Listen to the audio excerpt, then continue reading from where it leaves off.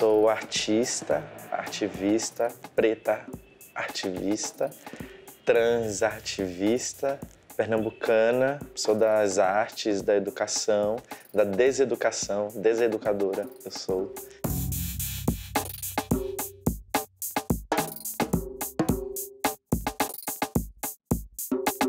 Quando eu fui fazer transição do Fundamental 2 para o ensino médio, eu estava em dúvida, porque a escola tinha contabilidade e científico. Científico é o colegial para vestibular, né, que tá, não sei o quê. E contabilidade é um técnico. Uma professora branca falou assim: pobre não tem que fazer científico, tem que fazer técnico. Olha essa discussão contemporânea, inclusive, né, que agora essa porra dessa reformulação do ensino médio, uma tragédia. Tive que lidar efetivamente com a classe média pernambucana. Não tinha espaço de sociabilidade, né? Território de sociabilidade. E aí era muito louco ir para shopping, essa cultura de shopping tenebrosa que a gente acaba vivendo na adolescência, principalmente quem foi adolescente nos anos 90. E aí toda a construção com a sexualidade também, né? De começar do primeiro ambiente gay que eu frequentei, que eu fui, e aí totalmente branco, inclusive num bairro super de elite em Recife. Mas aí eu volto ao que eu sempre tinha, ao que eu começo a dizer. Eu tinha ferramentas. Tem uma coisa que a branquitude não pode negar, embora ela tente ou tentasse, eu sou uma pessoa competente. Graças aos meus ancestrais, né, e a nossa ancestralidade, eu recebi isso. Né? Então, assim, tinha uma hora que era inevitável. E eu sei que se eu não fosse uma pessoa preta, se eu fosse uma pessoa branca, eu estaria 50 mil vezes mais à frente. Porque o que a gente mais vê por aí é a branquitude medíocre, né? Ocupando espaços de relacionais, de profissionais, artísticos e etc. Porque desceram, como diria a minha amiga travesti Erika Hilton, desceram rolando na ladeira do privilégio. E estão ali nem sabe por quê. Afronta, então. Afronta. É agora, é agora, é agora. Afronta, então. Nosso encontro. Descolonize o pensamento. Eu estudei educação na graduação e fiz mestrado em estética e história da arte. E agora estou entrando no doutorado. Atualmente, o que eu tenho feito é distribuído afetos e amores por meio do quilombo urbano, que se chama Parelha Luzia. Estou à frente, né, como idealizadora e gestora, e acho que é isso. Eu tenho uma busca por felicidade, né? Eu tenho uma busca constante por prazer, né? E não é de uma forma romântica, romantizando a felicidade, romantizando o prazer, né? A vida ela é feita de complexidades, mas as zonas de prazer e os territórios de felicidade são os que me movem, né? Mas para isso, para chegar nesse lugar, a gente vai ter que negociar ali os sangramentos que estão acontecendo, as violências que estão acontecendo. E eu incorporo elas pela minha própria existência de mulher trans e preta, né? Essas violências elas estão incorporadas e eu faço do meu corpo um instrumento, né, da minha existência um instrumento para negociar essa felicidade. E nós somos uma coisa muito grande, muito múltipla. A gente não é a semente que tem a árvore que cresce e vai para cima. A gente é uma coisa mangue. Sempre fomos. Eu vejo que a parelha vai materializando isso, né? Materializando algo que já estava presente no desejo, né? Já estava presente numa construção aí histórica da negritude. O que acontece é que eu sou agora eu sou a facilitadora, né? Eu acho que eu estou mediando e com as formas e com as ferramentas pelas quais eu enxergo e observo o mundo, eu estou acionando elas para dizer que isso é possível, para viabilizar isso. Então, assim, tem muitas diásporas dentro da Parelha Luzia. diásporas da cidade de São Paulo, diásporas do Brasil. E eu vejo a Parelha como isso, né? É isso, essa plataforma,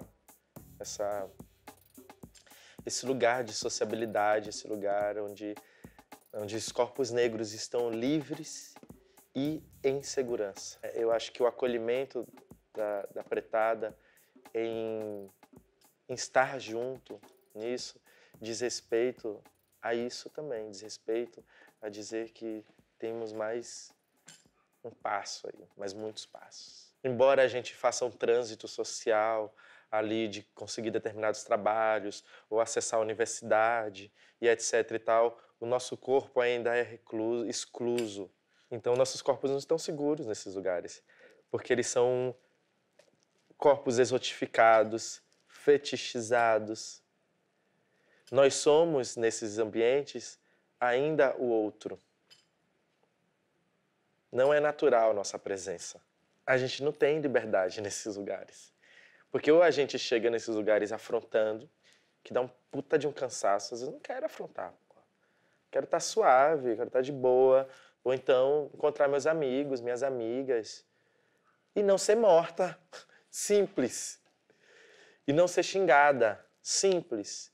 Não ser exotificada, simples. Então, para isso acontecer, precisa que uma mentalidade se reconstrua.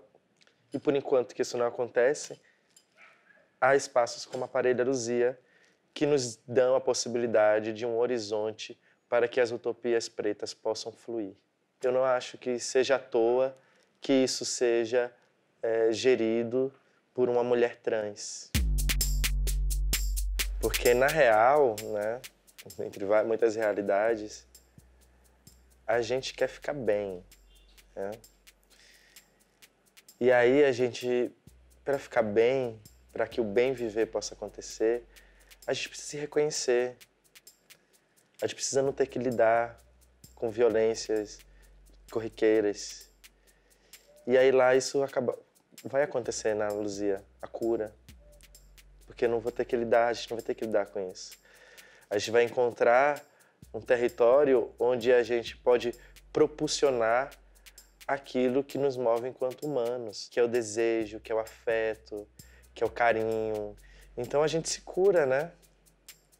A gente se cura, porque cansa, né? Ter que lidar toda hora com... e afrontar a todo momento.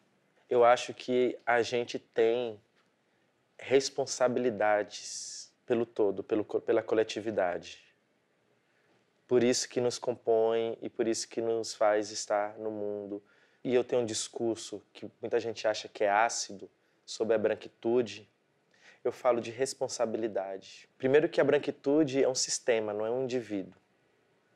Mas tem indivíduo que reproduz o sistema, e sistema que produz o indivíduo. Indivíduo, sistema, indivíduo vai se confluindo ali, se misturando. A branquitude, ela precisa se responsabilizar pela manutenção disso que estamos vivendo em termos de sociedade. Assim como eu arco com o ônus de ter uma origem escravizada e por isso eu tenho que negociar no mundo de algumas formas, a branquitude precisa arcar com o ônus de ter uma herança escravagista. O afrofuturismo é o termo, né? E o conceito, eu acho que é uma síntese do que seria o sujeito contemporâneo. Obviamente, pessoa preta, porque quando a gente fala de afrofuturismo, a gente fala de um tempo que não é tempo de Cronos grego. Estamos falando de Iroko, de tempo Iroko, orixá do tempo. Estamos falando de existências, de uma força de vida, de uma força vital perenes, que estão absolutamente atreladas à historicidade ancestral, ao passado ancestral, né? Não só ao passado, mas ao passado ancestral, ao passado contemporâneo do hoje, né? E projetando uma dimensão do amanhã, vivendo o amanhã. Mas o amanhã, agora. Né? É como se... são as utopias pretas, né? São os horizontes negros. Eu acho que é uma síntese do que nos compõe enquanto sujeitos nisso que a gente compreende como negritude. É como se a gente pegasse milênios de história e pensasse nesses milênios de história, nesses sujeitos do agora, né? É uma antena que está no céu e na terra e nos ares, nos mares, nas matas. A filosofia ocidental, ela tem uma narrativa aí que diz que está acontecendo uma pós-modernidade, né? O pós-moderno. E aí, novamente, o Ocidente, a Europa, enfiando goela abaixo de todas as pessoas, né? O seu tecido conceitual sobre o que é o sujeito. A gente nem resolveu questões da modernidade, gente. E eu acho que a nossa narrativa agora, enquanto sujeitos que estão nesse momento ou em algum momento criando conceitos filosóficos, que durante muito tempo e sempre isso foi criado, isso é muito importante dizer por nós, sempre foi criado, tem uma denominação deste agora, que é a afrofuturista. É uma compreensão disso tudo que nos compõe ancestralmente, dos processos de opressão, dos processos de ser dita como uma pessoa preta, de se enegrecer. Então, assim, a gente entendeu, né? A gente foi entendendo, nossas irmãs e irmãos foram aí construindo essas narrativas para ajudar a gente a entender quando não éramos pessoas negras, só éramos, enegrecemos e continuaremos, permaneceremos. E eu sei que a tristeza e a dor e essa porra toda, ela é uma construção, né? Uma construção que oprime e mata pessoas por uma escolha, né? Por uma ideologia. Então eu estou nesse lugar, né? Eu busco o amor, eu busco a paz, busco afeto, busco a felicidade, prosperidade. Por enquanto que isso não está posto para minhas irmãs e para meus irmãos, eu vou tretar. Afronta, então.